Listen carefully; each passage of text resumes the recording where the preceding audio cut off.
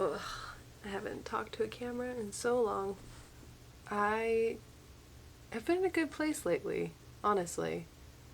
I've been feeling more like settled within myself and in ways that I didn't expect to be. I changed my priorities when it came to music. And that was a really hard thing to do because I moved my entire life to Music City to do music. And I ended up falling in love with coffee.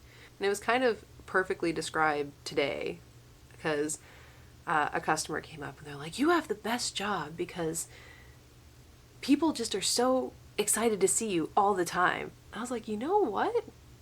You're right. Like, that really is the best part of the job is people are always excited to see you.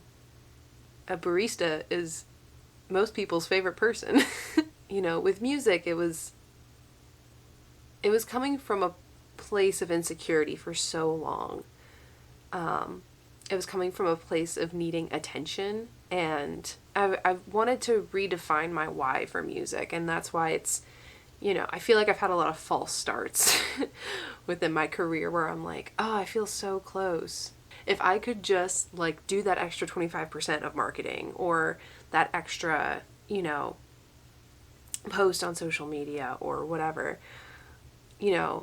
things would be further along. But there was always something stopping me from doing that.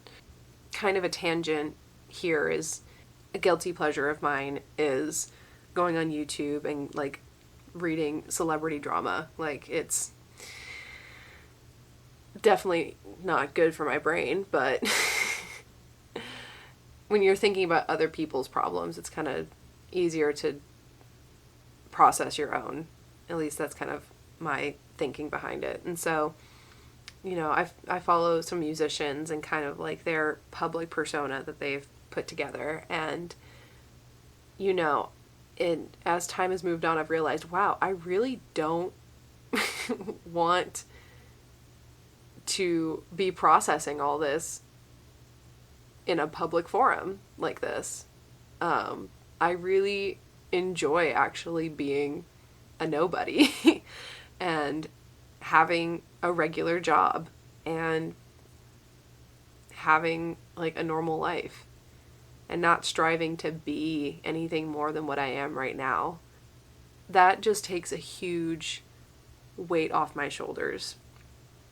And so now my why for music is it feels more pure. It feels more like it's coming from a joyful place. It's coming together with people and playing music that makes people feel good and, is a vehicle for processing emotions rather than, hey, look at me.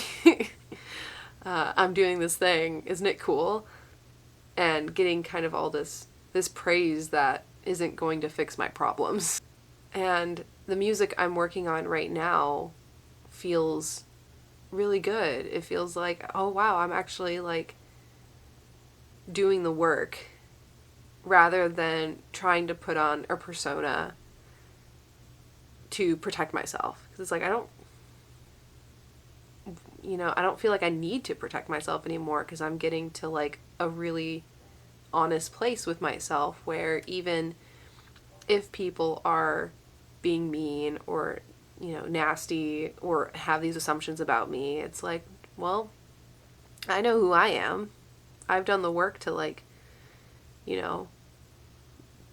make myself the best person possible, and I'm okay with where I'm at with that, and you can't tell me who I am, because I think that was also a part of it was, I was so influenced by the people around me telling me who I was and not trusting who I was.